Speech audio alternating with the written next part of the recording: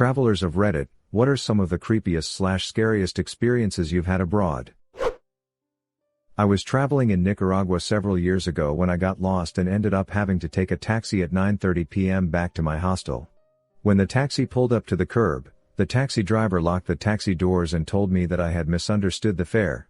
He claimed I owed him $100, which was several times more than we had agreed upon. I tried to pry the doors open from the inside but was completely trapped. Thankfully, he let me out of the taxi after taking all the money I had on me. The hostel workers told me I was incredibly lucky. A few days earlier, a taxi driver had kidnapped another young female, assaulted her, then dumped her barely conscious body in a field outside town thinking that she was dead. A few local school children found her on their way to school in the morning. LPT: when traveling to Nicaragua, only take taxis that have a red stripe on the top and bottom of their license plates. They are the only legal ones, and all others are fake.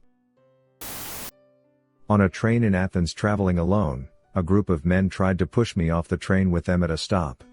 3 women started yelling at them and pulled me back. It happened too fast. I didn't know until the one that spoke English explained they were trying to take me. They made sure I made it back to the hostel and told me not to wear what I was wearing, shorts and a tank, while alone. In India, our bus rounded a corner in the mountains and another bus was on the other side of the curve. Both buses skid to a stop about 1 foot from one another. Both drivers started laughing and poking fun at each other. We saw a bus from the 80s that fell down the mountain about 15 minutes later. Hella intense.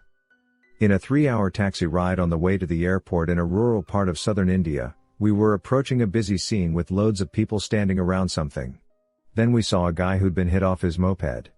The bottom half of his body was completely mangled, blood was running through the streets, and we all thought he was dead, but all of a sudden he lifted his head off the ground and started yelling. I was on the verge of vomiting, but our driver was just shaking his head like it was an annoyance as small as seeing a piece of litter on the road, and drove right on by without even an ounce of concern. It was my first time visiting New York City. My aunt and uncle, who both work in FIDE, Financial District, took the whole week off to show me and my family around Manhattan. It was a beautiful Tuesday morning and we just had our photos taken around Wall Street when the first plane crashed into the World Trade Center. A handful of men in Thailand were vehemently trying to haggle with my friends to purchase me. They kept pulling my arms to try and separate us and asking, "How much?" and offering different amount of money. Sister and a bunch of friends were traveling South America but didn't know Spanish too well, enough to get around, but that's about it. A few of them were at a cafe and made friends with another group that did speak Spanish, or maybe were locals, I don't remember, and when my sister's group was about to leave, the other group told them to wait a while cause they overheard a few dudes talking about how they were gonna wait outside to grab my sister's group when they left. Bless nice strangers. We went on a family trip to Croatia, and on our way to the beach we pulled over to the side of a road for a pee break. So we opened the car door, and like always our dog jumps out first. He ran into the field right next to the street. Then suddenly my mother starts screaming the name of our dog, because 10 meters away from our car was sign that said, "Stay away, old minefield." Thankfully nothing happened. A cult behind several murders in China tried to recruit me for some reason. My dad was traveling on business from Kuala Lumpur to Beijing that day and was on the flight before, MH370. His bag missed his flight and was put on MH370 for him to retrieve in Beijing. Needless to say, it never arrived. Every now and then he still looks for some piece of clothing only to remember it's at the bottom of the ocean or whatever. I was traveling by van through the mountains in the Philippines with a friend that is a really big guy. We came up on a checkpoint with soldiers searching cars. The guys were all wearing mismatched clothes and did not have any insignias on their uniforms or trucks. They searched all of our bags and were asking questions of the driver in Tagalog, which we did not speak. We heard them say American, and we were the only 2 Americans on the bus. They talked for a little while and finally waved us through. Later we told the story to another American and he said we had gone through a guerrilla-controlled area where Americans had been kidnapped for ransom lately. They all agreed they did not take us because of the size of my friend. I think we got really lucky that day. Was on a flight once going into Orlando that hit some unexpected turbulence. This was no ordinary turbulence. We went from 0 to 100 in an instant. People literally flew out of their seats, luggage fell from the overhead bins, people screamed like they were going to die. There were several sudden drops in elevation strong enough that people's arms flew up in the air and my butt came out of the seat. I've flown quite a bit and sometimes it gets bumpy. This was the first time I seriously thought something bad was going to happen. The first day in the Philippines when I landed in Manila, a white Canadian tourist was beheaded by people who align with IS. So there was that. When I was a kid, my dad used to lead groups of college kids to Central and South America to build houses. One year he decided that we should ride the chicken, but from Guatemala City to Mexico City. Long trip. We got to the border and a soldier with a hell of a big machine gun got on the bus and looked around. Saw that we had about 15 college girls on the bus, and then went and talked to someone on the phone. About 2 minutes later, a bunch of guys with machine guns got on the bus and informed us that all the males had to get off the bus and line up in front of it. I remember that we did it, but there was a hell of a lot of tension in the air as we did. Soldiers crammed into the bus. We waited. Finally, they got off the bus and we got back on, and away we went. It was a whole lot of nothing, really, but I remember my dad, the leader of the group, looking very pale and sweating bullets. Almost definitely interviewing the females to make sure they weren't being trafficked. Volunteered for AI in Mexico for like a year and this is not uncommon at all. I have mostly traveled through Europe, and the only time I've ever really felt uncomfortable was when I was groped on the metro in Rome. We were packed into the car, and I felt a hand against my back, no big deal. I live in New York City, it happens. But then the hand slipped between me and the next person and around to near my stomach. Oh, maybe a pickpocket? Well, I had a money belt, so I was okay there. The hand grabbed my breast. We were so tightly packed that I couldn't turn around, and I just froze. I wanted to say, stop, or, don't, or anything at all, but in the moment every word of my Italian fled from my brain and I felt like a bucket of scalding water had been dumped over my head. The ride felt like it lasted forever. At the next stop I forced my way out of the car and out into the fresh air. Rome is so beautiful, but it felt pretty darn ugly that day. The first time I ever visited the London Bridge was the day the terrorist attack happened where they drove a van through the crowd. After being sexually harassed for a good half hour by a guy at Roma Termini, I boarded my overnight train just to wake up to the sight of a lovely red-eyed man in my door with the words, "I'm from Morocco, do you want me?" eloquently leaving his lips as he proceeded to point to all the beds in the coupe and sitting next to me in the bed. I've, big male, backpacked many places around the world with almost no issues. Nearly every solo female traveler I've talked to have had at least one story about nearly getting raped. One RPCV, returned Peace Corps volunteer, I've dated told me about how she actually was raped by several locals she had befriended. They were normal and friendly, but took advantage of her months later when she was recovering from a car accident, and unable to move/defend herself. I would never recommend any of my female friends travel solo, except for one who is a competitive powerlifter and extremely jacked. I was stalked by a guy while walking through the Tiergarten in Berlin.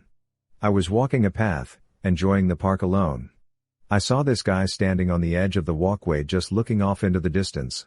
I passed him and when I was about 20 feet away, he turned and followed after me, keeping pace.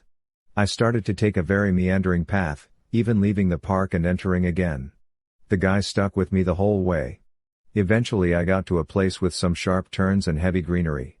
I was able to lose the line of sight and put myself up against a corner. I'd just been in Switzerland and had bought a pocket knife, so I opened the blade and held it inside my jacket pocket. I stood there, waiting, and then this guy comes walking out of the path, confused and obviously trying to see where I went.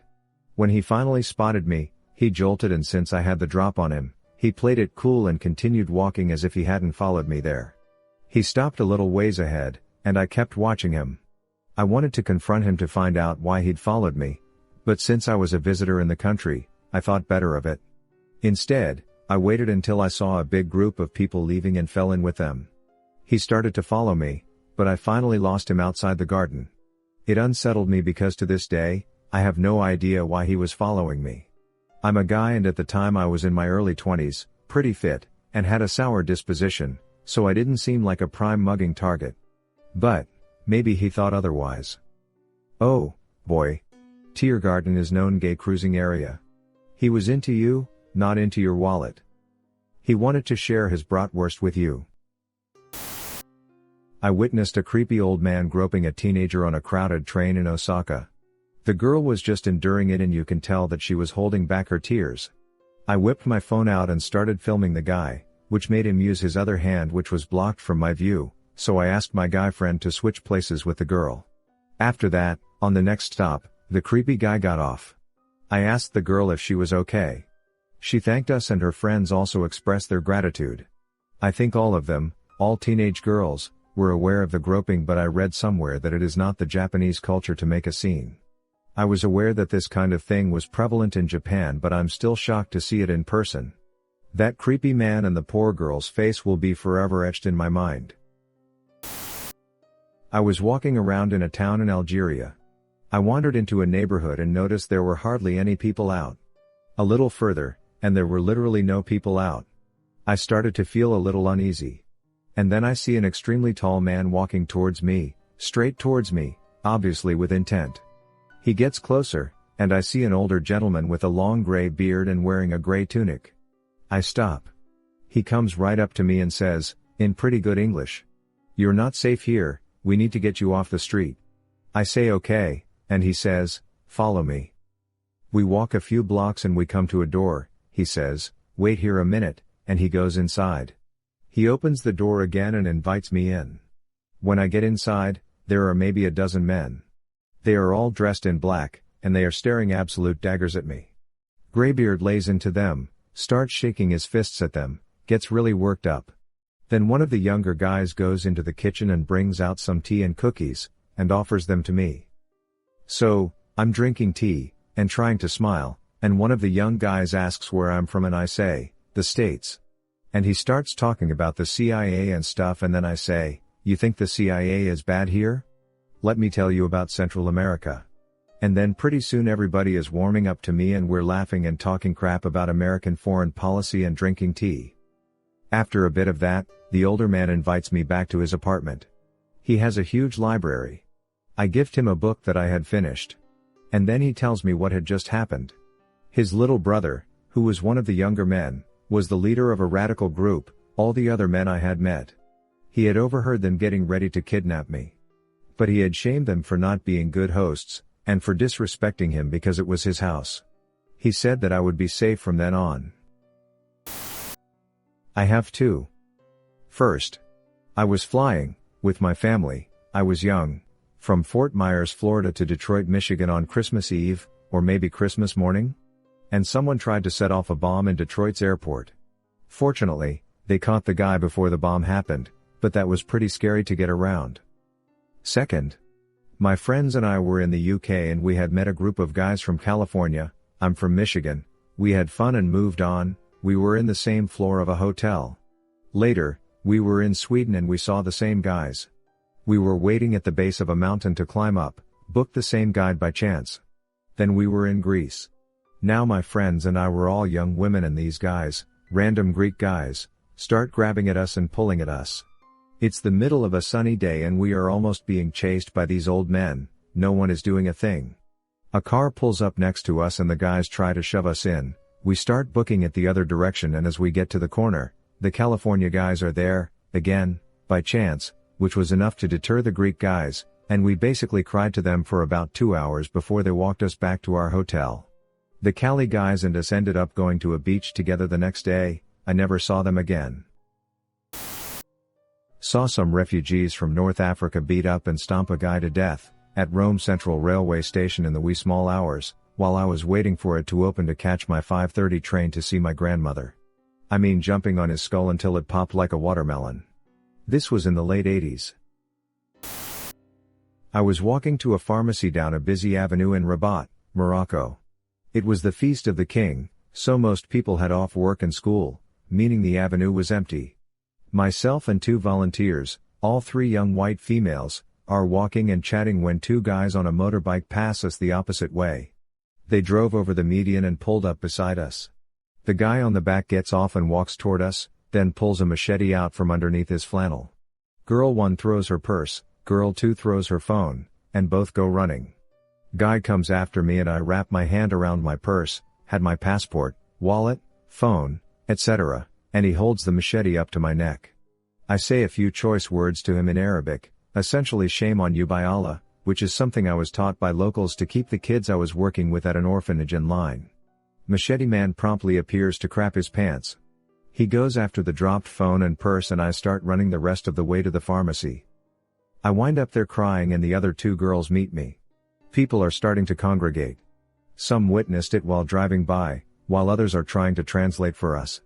A woman says she will drive us home after speaking with the security guard at the pharmacy. We agree and get into a minivan.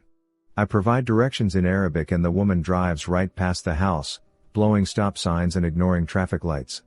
It's then we realize we're about to get kidnapped. One of the 2 girls reached forward, opened the door of the van, and we jumped out while it was moving. I was traveling in Costa Rica with 2 flashy businessmen who were there to possibly purchase a gentleman's club. We were staying at the Radisson and asked the concierge to get us a cab to the club. We got in the cab and made sure that the driver knew where we were going. We were told it was a 10 minutes drive. About 7 minutes in I realized that we were not in a touristy part of town. At all. The driver is whispering into his phone in Spanish, staring at us in the rear view mirror. I get uneasy and look at my companions, who are clearly feeling the same way. We ask. Are we almost there? Oh sí. Uno momento. More whispering. Not good. We are being set up. It's been 10 minutes and we are in a sketchy residential area. I'm sitting in the middle and my partner opens his briefcase and hands me a pen and tells me to stab someone if I need to. What? He passes another pen to the other man. He's sitting directly behind the driver and takes his own gold pen and holds it to the driver's jugular and screams, "Take us back to the Radisson right effing now." The partner snatched the driver's phone and hangs up. I'm just clutching the pen. We did make it back to the Radisson. The jewelry was deposited into the safe in the room for the rest of the trip and we eventually made it safely to the club. I was young and naive. I have had my passport for 3 days at this point, and didn't really get that we shouldn't have been traveling there with that amount of flashy jewelry.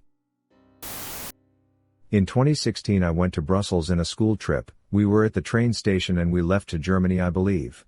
Several hours later, all of our moms just start calling and texting us asking where we were and stuff. Turns out there was a bombing in the train station. It's crazy to believe that the bombs were probably already planted when we were there. Friend of a friend went to Jamaica with her parents and sister when she was about 12. They came back to their hotel room one day, to find a guy in there trying to rob them. He stabbed the girl's dad, he lived, and escaped. They had to go through family therapy after that.